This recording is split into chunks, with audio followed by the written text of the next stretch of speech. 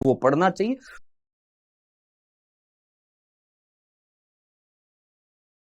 की बात करी थी हमारे प्रतिरक्षा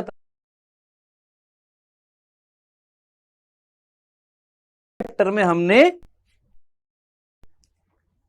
नुकसान, हम बात करेंगे कि सूक्ष्म जीव क्या होते हैं। वैसे तो आप जानते हैं बच्चों वाली चीजें हैं, लेकिन फिर भी मैं आपको बताऊंगा सूक्ष्म जीव क्या होते हैं और उन सूक्ष्म जीवों को हम कौन सी फील्ड होती है, कौन से क्षेत्र होते हैं जहां पर हम उनका उपयोग करेंगे। तो आज हम देखेंगे कि कुछ ऐसे उत्पाद जो घरेलू स्तर पर, घरेलू यानी अपने घर पर हम बना सकते हैं सूक्ष्म जीवों की मदद से। ठीक है, तो ये दो चीजें हम पढ़ेंगे और लास्ट में आएगा क्विज।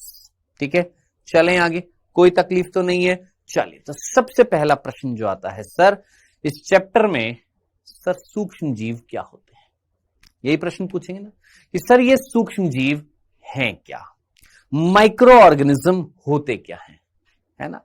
तो मैं एक एक करके आपको बिंदु बताऊंगा, आप एक एक करके वो बिंदु अपनी कॉपी में लिखते जाएंगे तरीके से।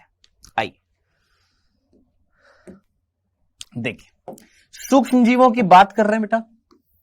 ठीक है, तो सबसे पहला बिंदु सूक्ष्म जीव, जिसको हम क्या बोलते हैं अंग्रेजी में, माइक्रो ऑर्गेनिज्म बोल रहे हैं। ठीक है, सबसे पहला प्रश्न, सबसे पहला बिंदु जो आपने याद रखना है, क्या होते हैं वो अभी हम देखेंगे, लेकिन उससे पहले आपको यह याद रखना है सूक्ष्म जीव विज्ञान क्या होता है। तो सूक्ष्म जीवों का अध्ययन यानी सूक्ष्म जीवों का अध्ययन क्या कहलाता है, याद रखना, माइक्रो बायोलॉजी, सूक्ष्म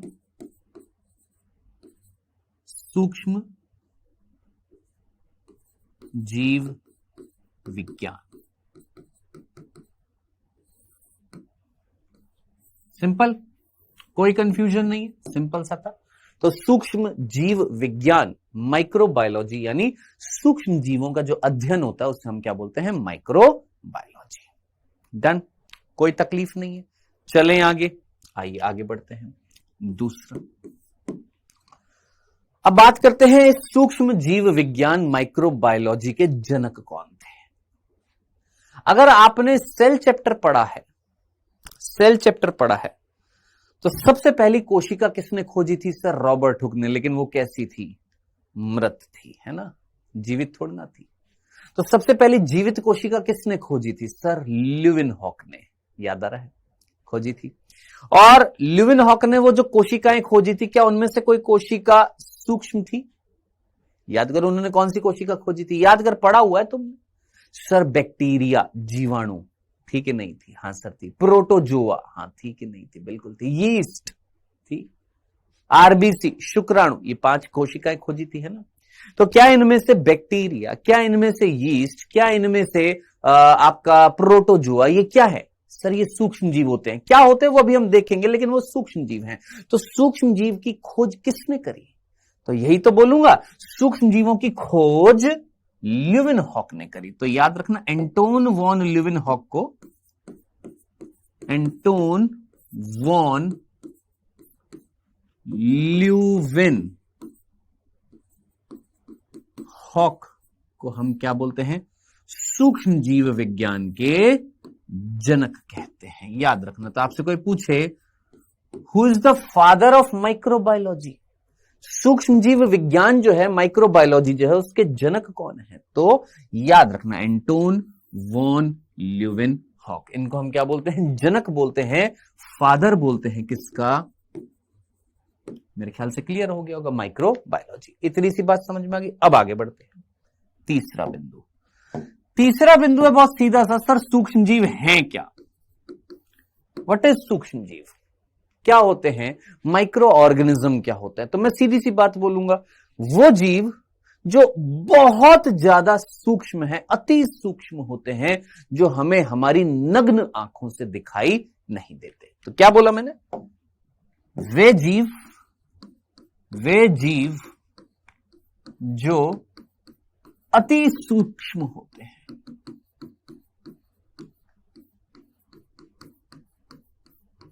अति सूक्ष्म होते हैं जो नग्न आंखों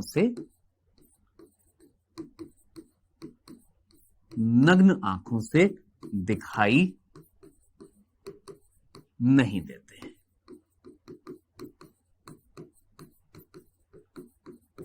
सीधी सी बात है, इतने ज्यादा सूक्ष्म, इतने ज्यादा बहुत छोटे हैं, सूक्ष्म मतलब बहुत ज्यादा छोटे हैं कि हमें अपने सीधी आंखों से दिखाई नहीं देते। तो फिर किससे दिखाई देते हैं? आप अच्छे तरीके से जानते हैं, उनको देखने के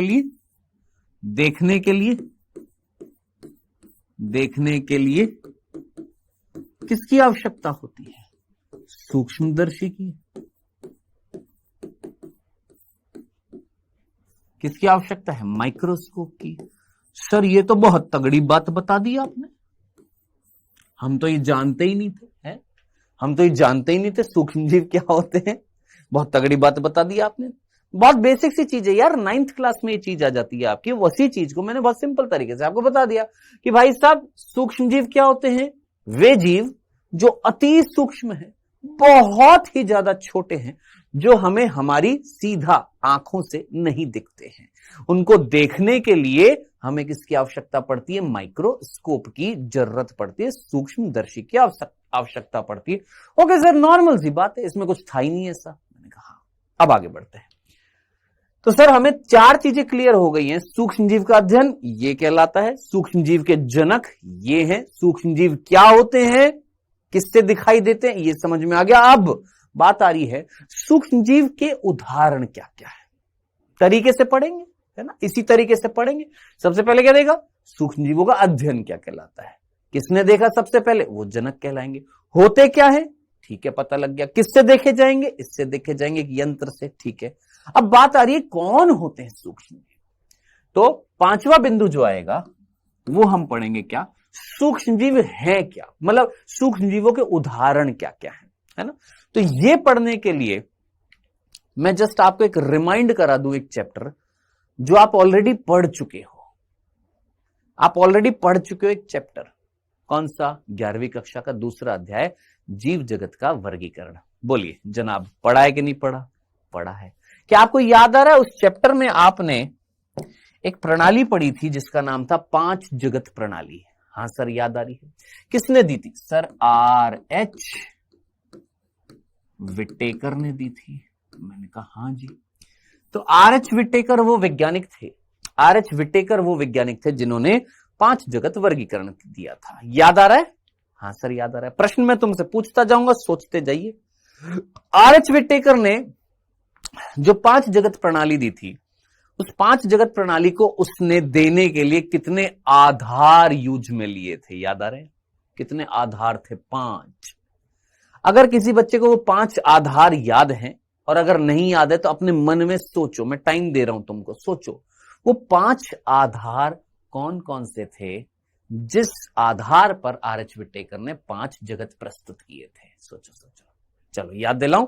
सबसे पहला, कोशिका की जटिलता, कि कोशिका प्रोकैरियोटिक है कि यूकैरियोटिक है। ठीक है। फिर दूसरा था जीवों की जटिलता, कि जीव एकल कोशिकीय है कि बहुकोशिकीय है, एकल कोशिकीय है कि बहुकोशिकीय। समझ में आया? कोशिकीय जटिलता, कि कोशिका के अंदर केंद्रक है या नहीं है, यानी प्रोकैरियोटिक है कि यूकैरियोटिक है। फिर है जीवों की जटिलता, यानी जैविक जटिलता, यानी कहीं ना कहीं जो जीव जो है वो बहुकोशिकीय है कि एकल कोशिकीय है। ठीक है। तीसरा आधार, ध्यान से सुनना, क्या? तीसरा आधार जो था, जो सबसे इंपॉर्टेंट आधार था, जिसके आधार पर 5 जगत प्रस्तुत हुआ था, याद करिए कौन सा था? पोषण। पोषण। अरे भैया 4 जगत से 5 जगत इसलिए तो बना था कि कवक को पादप जगत में रख दिया था, लेकिन वो कैसी थी? परपोषी थी। तो पोषण तीसरा आधार था, है ना, स्वपोषी परपोषी। चौथा आधार क्या था? याद करिए सर, चौथा आधार दिमाग लगाइए, क्या था? प्रजनन जनन। 5वां आधार जातिवृत्तीय संबंध। तो इस तरीके से 5 आधारों पर R.H. विटेकर ने 5 जगत प्रस्तुत किए थे। कौन कौन से थे? आप अच्छे तरीके से जानते हैं सर। मोनेरा, कौन से थे? मोनेरा, मैंने कहा ठीक है। प्रोटिस्टा, मैंने कहा ठीक है। कवक, आपने बोला ठीक है। प्लांटी, पड़ा हुआ है सर जी। और प्राणी या जंतु भी बोल देते हैं और इसको पादप भी बोल देते हैं। ठीक है, अब याद करिए मोनेरा जगत में कौन से जीव आए थे। एकल कोशिकीय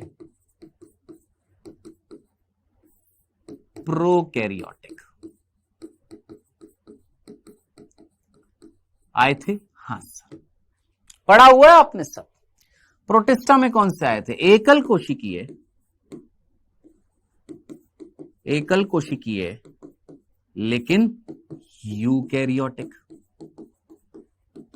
सिर्फ याद दिला रहा हूं, पढ़ा नहीं रहा हूं, याद दिला रहा हूं, रिवाइज करा रहा हूं, आप ऑलरेडी पढ़ चुके हो। और यहां पर इन तीनों में एक जैसे थे। कैसे थे बेटा? बहुकोशिकीय जीव। कैसे थे? बहुकोशिकीय थे और यूकैरियोटिक थे। याद करिए, सब पढ़ चुके हम। ठीक है, अब उदाहरण याद करिए। आपने मोनेरा जगत में कौन से जीवों को रखा था? सर जीवाणु को। मैंने कहा ठीक है। ब्लू ग्रीन एल्गी, नील हरित शैवाल, माइकोप्लाज्मा। मैंने कहा जी बिल्कुल। ये मुख्य रूप से 3 प्रकार के जीव थे जिनको हमने मोनेरा जगत में रखा। प्रोटिस्टा जगत में कौन कौन से आए थे? कई सारे आए थे। कौन कौन आए थे याद करिए।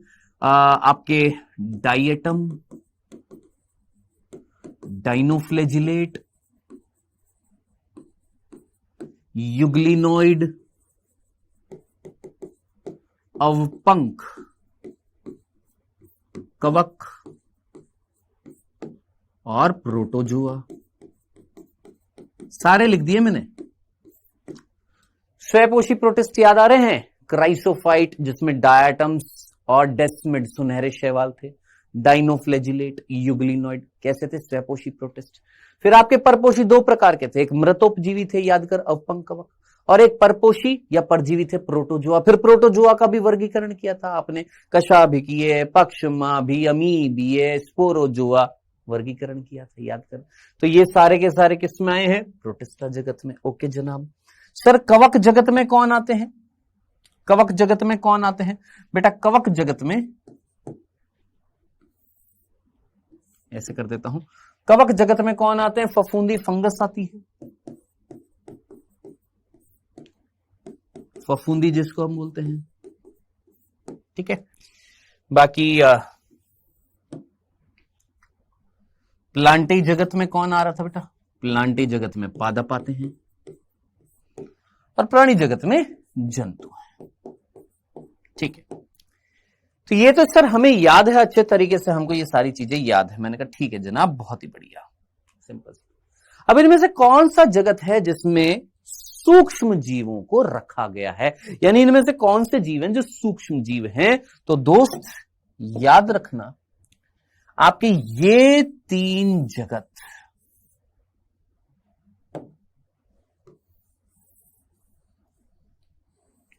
भूल ना जाइएगा। ये 3 जगत कौन कौन से? मोनेरा, प्रोटिस्टा, कवक। इन 3 जगतों में जो जीव आते हैं उनको बोला जाता है सूक्ष्म जीव। यानी जीवाणु, नील हरित शैवाल, माइकोप्लाज्मा सूक्ष्म जीव हैं। डायटम्स, डाइनोफ्लेजिलेट, युग्लिनोइड, अवपंक कवक, प्रोटोजुआ ये भी सूक्ष्म जीव की श्रेणी में आएंगे। फफूंदी, फंगस ये भी सूक्ष्म जीव की श्रेणी में आएंगे। सर ये नहीं आते? नहीं, प्लांटी जगत के जीवों को हम सूक्ष्म जीवों में नहीं रखते हैं। सिमिलरली प्राणी जगत के जीवों को हम सूक्ष्म जीवों में नहीं रखते हैं। लेकिन अपवाद स्वरूप कुछ ऐसे पादप होते हैं, कुछ पादप होते हैं जिन्हें हम सूक्ष्म जीवों की श्रेणी में मानते हैं। जैसे आपको क्लेमाइडोमोनास याद आ रहा है, जो एक याद करिए एक हरी शैवाल थी, एसिटाबुलेरिया याद करिए, है ना। तो कुछ आपकी शैवाल होती है एकल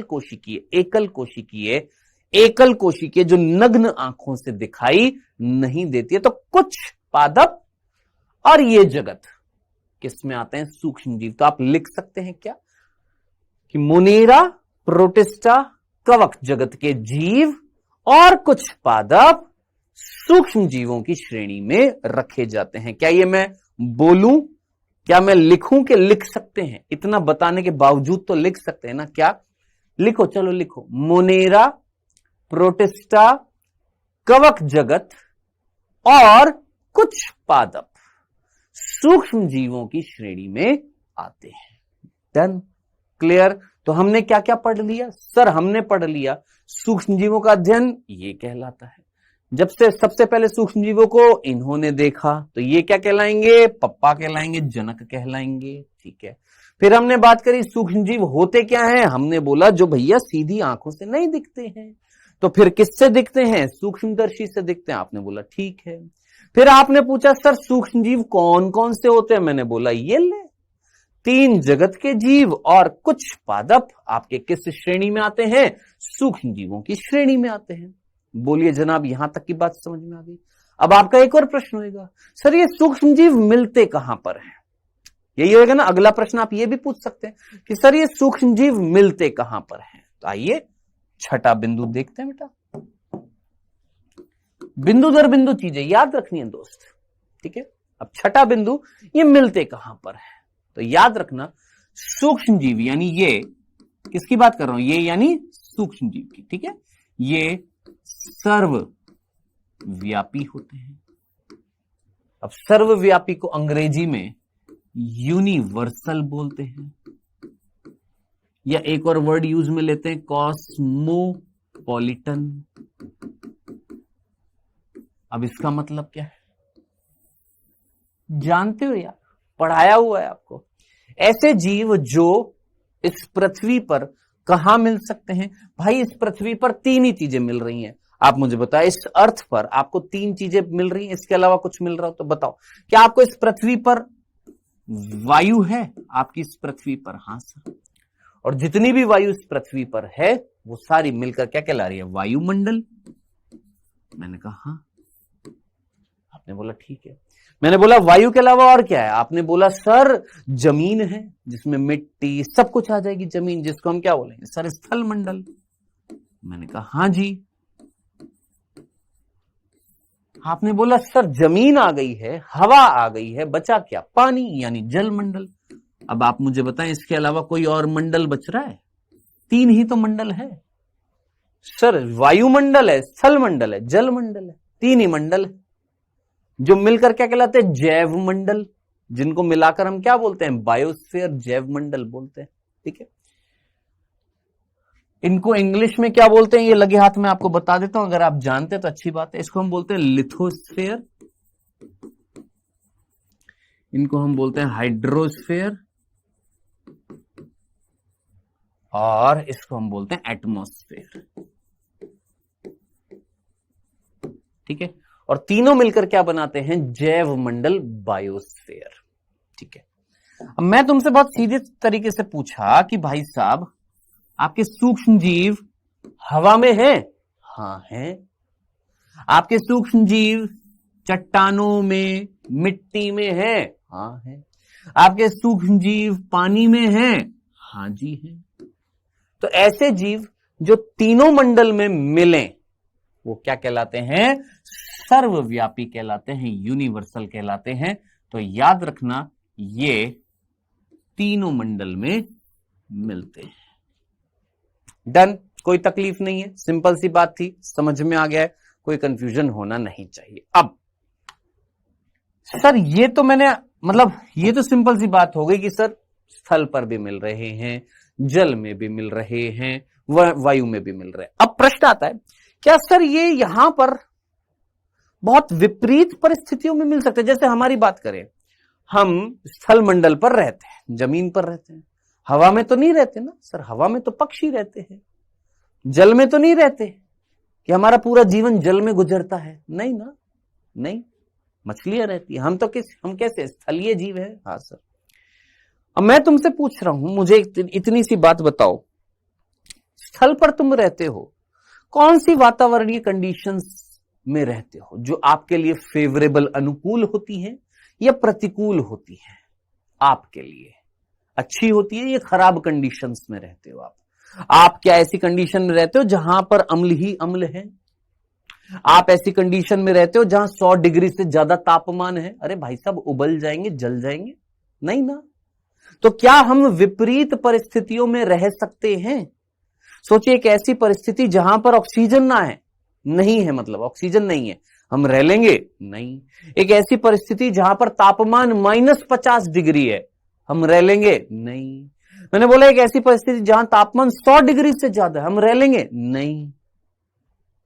तो कौन रहते हैं वहां पर? ये रहते हैं। कौन? आपके सूक्ष्म जीव। तो सूक्ष्म जीव आपके, याद रखना, सूक्ष्म जीव आपके विपरीत परिस्थितियों में भी रह सकते हैं, भूल ना जाइएगा। कैसी परिस्थितियों में बेटा जी? ये सूक्ष्म जीव जो है ये विपरीत परिस्थितियों में भी रह सकते हैं।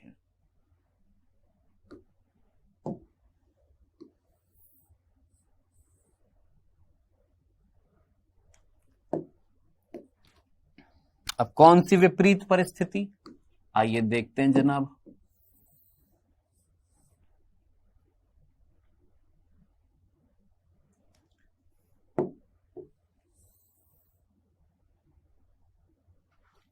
आइए ध्यान से सुनिएगा, कौन सी विपरीत परिस्थितियों में रह सकते हैं, ध्यान से सुनिएगा। सबसे पहला, कुछ ऐसे सूक्ष्म जीव हैं जो 100 डिग्री तापमान से ज्यादा तापमान में रहते हैं। आपके घर पर सर्दियों में जब हम नहाते हैं तो पानी गर्म करते हैं? हां सर। किससे करते हो? कई लोग अपने चूल्हे पर कर लेते हैं, ठीक है। आप मुझे बताइएगा आपके घर पर क्या है? पहले के जमाने में चूल्हा जो होता था उस पर बर्तन रखते थे, पानी डालते थे, गर्म कर लेते। ओके सर, एक तरीका ये है। दूसरा, रॉड आती है ना रॉड? हाँ सर, बाल्टी में पानी डाला, रॉड लगाई और बिजली ऑन करी, थोड़ी देर रखा, पानी गर्म हो गया। ओके सर, एक तरीका ये है। तीसरा तरीका जो आजकल एडवांस हो गया, आप लोगों ने देखा होगा, कई लोग अपने बाथरूम में गीजर लगवाते हैं। गीजर नाम सुना है? गीजर, हाँ सर, गीजर एक तरीके का यंत्र है, एक तरीके की डिवाइस है जिसके अंदर पानी स्टोर होता है, पानी रहता है और वो पानी अंदर गर्म हो जाता है और फिर सीधा टूटी से जुड़ जाता है वो गीजर, है ना। और टूटी खोलते हैं, नल खोलते हैं, पानी गर्म आ जाता है। सिंपल। ओके। तो जानते हैं गीजर के अंदर तापमान 100 डिग्री से भी ज्यादा होता है। 100 डिग्री से ज्यादा तापमान होता है। किसमें? गीजर में। और इतने तापमान में ये सूक्ष्म जीव रह रहे हैं। हमें अगर बोले रहने के लिए तो भाई साहब हम तो उबल जाएंगे, खत्म हो जाएंगे, लेकिन ये फिर भी रह रहे हैं। यानी ये कैसी परिस्थिति है? क्या ये प्रतिकूल, विपरीत परिस्थितियां हैं? हाँ सर। यानी ये सामान्य परिस्थिति में तो रह ही सकते हैं, साथ ही साथ ये प्रतिकूल परिस्थिति में भी रह सकते हैं। जैसे गीजर के अंदर 100 डिग्री से ज्यादा तापमान है, वहां पर भी रह सकते हैं। उसी प्रकार ये जो चट्टाने होती है ना, बर्फ की चट्टाने, जिनको हम अंग्रेजी में ग्लेशियर्स बोलते हैं, ग्लेशियर्स, बर्फ की चट्टाने, बर्फ के पहाड़ जो होते हैं, उन चट्टानों में बहुत नीचे जब हम चले जाते हैं तो बर्फ की निचले भागों में, बहुत नीचे स्तर जो होती है, बहुत नीचे, जैसे बर्फ होती है, बर्फ के पहाड़ होते हैं, उनकी जब हम खुदाई करके नीचे जाते हैं तो तापमान -50 के -80 से भी कम होता है। तो बर्फ की निचली स्तरों में भी, बर्फ की जो निचली स्तर हैं उनमें भी ये मिलते हैं। समझ रहे हैं? बर्फ की निचली स्तरों में भी मिलते हैं जहां टेम्परेचर माइनस में होता है, -80 डिग्री तक, -90 डिग्री तक पहुंच जाता है, वहां पर भी मिलते हैं। गीजर के अंदर भी मिल रहे हैं जहां तापमान 100 डिग्री से ज्यादा है। अवायवीय परिस्थिति में भी मिलते हैं। अवायवीय, अम्लीय, लवणीय, ठीक है, ये सारी कौन सी परिस्थितियां हैं? जरा सोचिए, क्या आप रह सकते हो जहां ऑक्सीजन नहीं है? आप रह सकते हो? नहीं भाई साहब, हम नहीं रह सकते हैं। बिना ऑक्सीजन के हम रह सकते हैं? नहीं, मर जाएंगे। कुत्ता वो भी, बिल्ली वो भी, पेड़ वो भी मर जाएंगे। लेकिन ये रह रहे हैं। हाँ, सूक्ष्म जीव कुछ होते हैं जो रहते हैं। जैसे आपने मिथेनोजन नाम याद करिए, मिथेनोजन नाम सुना है, जो इस चैप्टर में भी आपको एक बार वापस से सुनने को मिलेगा, क्योंकि गोबर गैस प्लांट की बात करेंगे, बायोगैस, जैविक गैस की बात करेंगे इसी चैप्टर में। तो यस, वो मिलते हैं। अम्लीय वातावरण में याद करिए, आपने आर्की बैक्टीरिया पढ़े थे ना, जिसमें थर्मो एसिडोफिल्स नहीं आया था। थर्मो एसिडोफिल्स कहां पर मिल रहे थे? अम्लीय वातावरण में, है याद आ रहा है? अम्ल में मिल रहे थे, उच्च तापमान में मिल रहे थे। तो उच्च तापमान में अम्लीय वातावरण में कौन मिल रहे थे? Thermo acidophils. अवायवीय में कौन मिल रहे हैं? मिथेनोजन। लवणीय में कौन मिल रहे थे? हेलोफिल्स। तो ये विपरीत परिस्थितियां थी, प्रतिकूल परिस्थितियां हैं, उनमें भी मिल सकते हैं।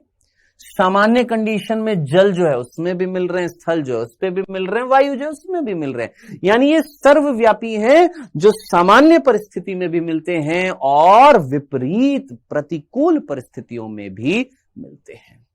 ठीक है, तो बार बार मैं आपको रिवाइज इसलिए कराता रहूंगा ताकि वो चीज जब आप एक बार ही पढ़ें तो इतनी कंसंट्रेशन के साथ में पढ़ें कि फिर भूले ही ना। ठीक है, फिर उसको जब आप रिवाइज करें नेक्स्ट टाइम तो आपको याद हो जाए। तो हमने क्या क्या पढ़ लिया, जरा सोचिए। ये इस स्लाइड के बाद में सोचिए, मैंने कितने बिंदु बता दिए बेटा आपको? मैंने आपको टोटल 6 बिंदु बताए हैं।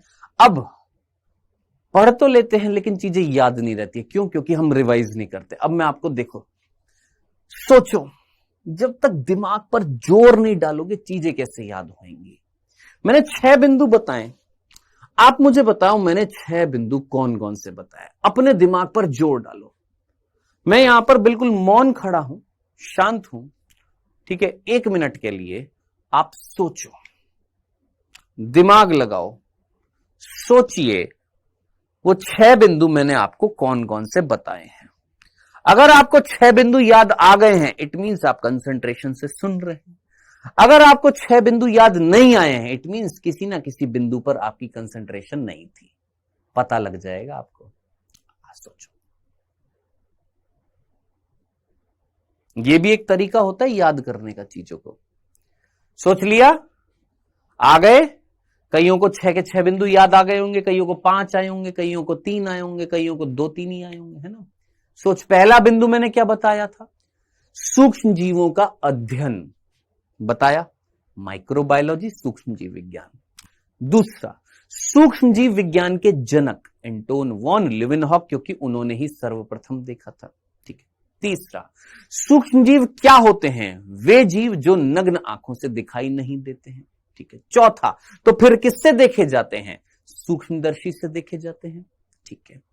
पांचवा, ये जो सूक्ष्म जीव जो होते हैं ये कौन से होते हैं? कौन से होते हैं? तो हमने 3 जगत की बात करी, मतलब 5 जगत प्रणाली में 3 जगत की बात करी। जो आर.एच. विट्टेकर ने 5 जगत बताए थे उसमें से 3 जगत कौन से? मोनेरा, प्रोटिस्टा, कवक, और उसके अलावा कुछ पादप सूक्ष्म जीव की श्रेणी में आते हैं। छठा बिंदु, ये सूक्ष्म जीव मिलते कहां पर है? वो हमने देख लिया। सर, ये सूक्ष्म जीव सर्वव्यापी होते हैं, हर जगह मिलते हैं, इनफैक्ट विपरीत परिस्थितियों में भी मिलते हैं। बोलिए जनाब, सिंपल सी चीज है। ऐसे चीजों को याद किया जाता है। अगर आप जानते हैं तो अच्छी बात है, नहीं जानते तो ऐसे चीजों को याद किया जाता है। लो जी, मैंने आपको क्लास के दौरान याद करने का तरीका बता दिया। ऐसे चीजों को याद किया कर, जब कुछ पढ़ लिया करना, पढ़ने के बाद बंद कर किताब और दिमाग पर जोर डाल, क्या पढ़ा है। मैं ऐसे ही याद करता था। जब मेरे को कोई चीजें याद नहीं होती थी ना, तो मैं पढ़ता था, कंसंट्रेशन के साथ में पढ़ता था, चीजों को समझता था, बिंदु दर बिंदु अपने नोट्स बनाता था और फिर उसके बाद बंद कर देता था। बंद करने के बाद, नोट साइड में रखने के बाद, फिर मैं लेट जाता था। ठीक है। और लेटने के बाद आंख बंद करके सोचता था, या बैठे बैठे, लेटना जरूरी नहीं है, बैठे बैठे भी आंख बंद करके सोचता था कि मैंने क्या क्या बिंदु लिखे, क्या क्या बिंदु पढ़े, दिमाग पर जोर डालता था।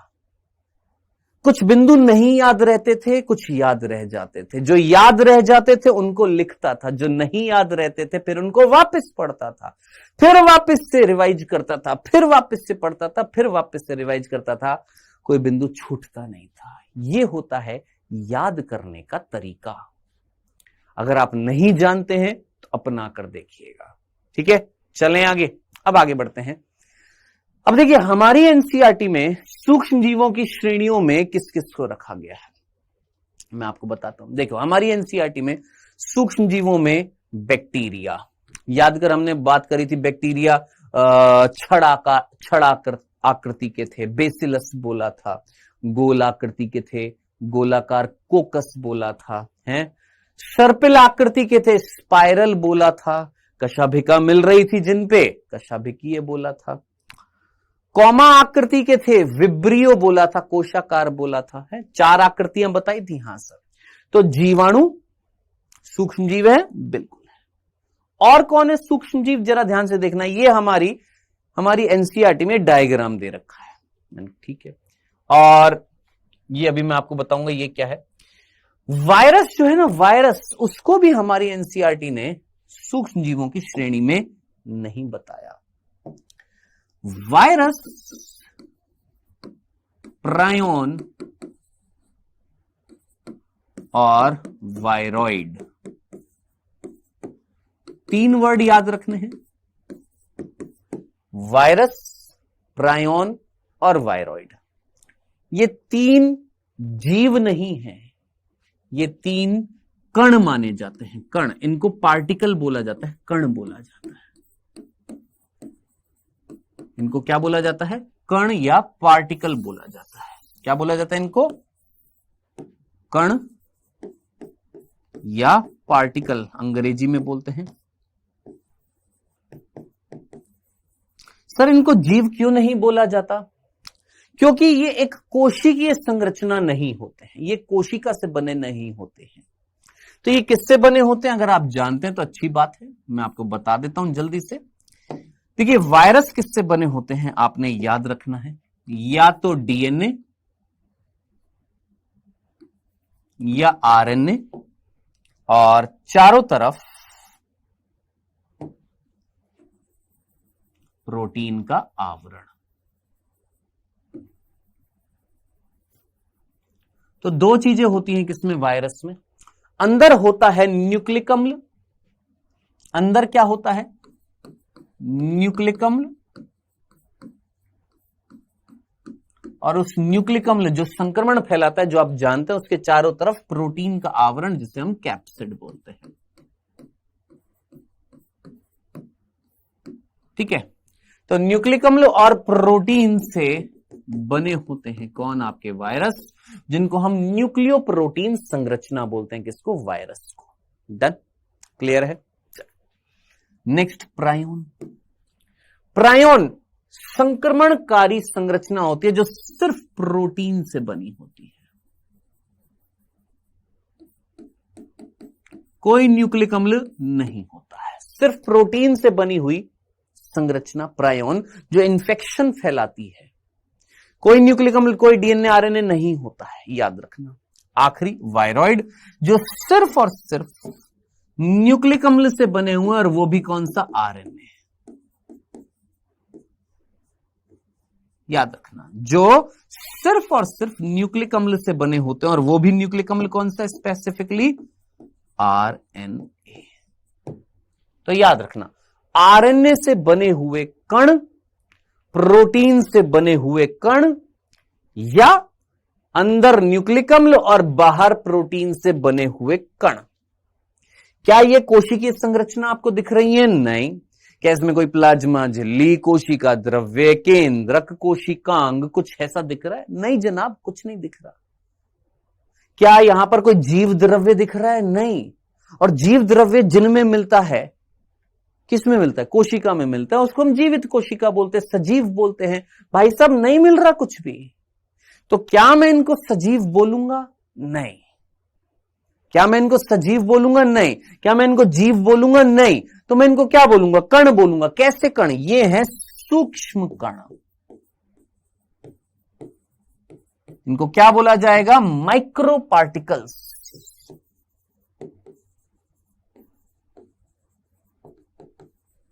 क्योंकि इनके अंदर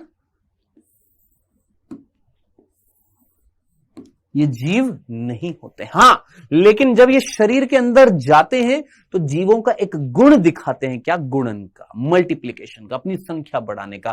क्या हम अपनी संख्या बढ़ा रहे हैं? मनुष्य, जरा सोचिए, हमारी जनसंख्या नहीं बढ़ रही, हमारे अंदर कोशिका की संख्या नहीं बढ़ रही है। किसका गुण है? हमारा, सजीवों का। क्या ऐसा गुण इनमें है? हां है। ये किसी सजीव के अंदर जाएंगे, किसी कोशिका के अंदर जाएंगे तो अपनी संख्या को जरूर बढ़ाते हैं। तो आई होप आपको समझ में आ गया होगा कि दे आर नॉट सूक्ष्म जीव, दे आर सूक्ष्म कण। वो ये जो हैं, इनको हम सूक्ष्म जीवों की श्रेणी में नहीं रखेंगे, सूक्ष्म कणों की श्रेणी में रखेंगे। आशा करते हैं आपको समझ में आ गए होंगे। ये डन, क्लियर है? कितने बिंदु हो गए हैं बेटा? ये वाला भी आप इसी बिंदु के अंतर्गत आप सम्मिलित कर सकते हैं, इस वाले बिंदु के अंतर्गत, कि कौन कौन सूक्ष्म जीव होते हैं। तो ये तो सूक्ष्म जीव हैं। कौन? मोनेरा जगत के जीव, प्रोटिस्टा जगत के जीव, कवक जगत के जीव और कुछ पादप। ये तो हमारे कौन हैं दोस्त? ये हमारे सूक्ष्म जीव हैं। लेकिन इसके अलावा कुछ सूक्ष्म कण भी होते हैं जो सूक्ष्म जीवों का एक गुण दर्शाते हैं। क्या? गुणन का। जो जब शरीर में जाते हैं तो गुणन करते हैं। कौन? वायरस। कौन? प्रायोन। कौन? वायरॉइड। आई होप आपको ये वाली चीज समझ में आ गई होगी। ठीक है, तो चित्र देखो, यहां पर बता दिए ये सूक्ष्म जीव है, यहां पर बता दिए सूक्ष्म कण है। अब ये क्या दिखाए हैं? ये बैक्टीरियोफेज, याद आ रहा है आपको? जीवाणु भोजी जिसको हम बोलते हैं। कई बच्चे फिर भूल जाते हैं, कौन थे जीवाणु भोजी? याद कर सर। जीवाणु भोजी वो वायरस थे जो जीवाणु का भोजन करेंगे, अटैक करेंगे। ये एक वायरस है जो जीवाणु को संक्रमित करेगा। ठीक है, ये है बेटा जी एडिनो वायरस। इस एडिनो वायरस से कहीं ना कहीं हमारे अंदर श्वसनीय विकार होता है, श्वसन संबंधी बीमारियां होती हैं। और फिर उसके बाद टोबैको मोजेक वायरस, तंबाकू मोजेक वायरस, इस तरीके से। तो बहुत सारे वायरस होते हैं। और वायरल डिजीज तुमने एक देखी थी जो हमारे कोर्स में थी। कौन सी थी बेटा? हमारे कोर्स में जो वायरल डिजीज दे रखी थी वो कौन सी दे रखी थी? आपकी सामान्य जुकाम, कॉमन कोल्ड, है ना। एक डिजीज होती है जो हमारी रह गई थी, मैं यहां पर अभी बता दूंगा कौन सी। एक डेंगू और एक चिकुनगुनिया, है ना, रह गई थी ना, मैं यहां पर बता दूंगा, टेंशन मत लो, बता दूंगा, सब बता दूंगा। ठीक है, चल ये चीज तो समझ में आ गई सर यहां तक। लेकिन सर ये डायग्राम क्या है? अब इधर देख, मैंने तुमको मैंने तुमको तीसरा बिंदु क्या बताया था? सूक्ष्म जीव क्या है? सूक्ष्म जीव क्या है? मैंने बोला सूक्ष्म जीव एक ऐसा जीव जो आंखों से नहीं दिख रहा। ठीक है, अब जो मैं कथन लिखने वाला हूं वो क्या लिखने वाला हूं? सातवां बिंदु हमारा। 6 बिंदु हो चुके हैं। हाँ सर, 6 बिंदु हो चुके हैं। और ये वाला जो बिंदु था ये 5वां बिंदु के अंतर्गत ही आ रहा है। याद रखना, ये वाला बिंदु जो था ये 5वें वाले के अंतर्गत ही आ जाएगा कि कौन कौन सूक्ष्म जीव हैं। ठीक है, चलो अब 7वां बिंदु। कई बच्चे बाद में पढ़ेंगे तो भूल जाएंगे, सर 5 के बाद 7 कैसे आ गया, तो बता देना उनको। ठीक है, चल अब 7वां बिंदु जो है वो ये, क्या सर सूक्ष्म जीवों को नग्न आंखों से देख सकते हैं? सूक्ष्म जीवों को नग्न आंखों से देख सकते हैं?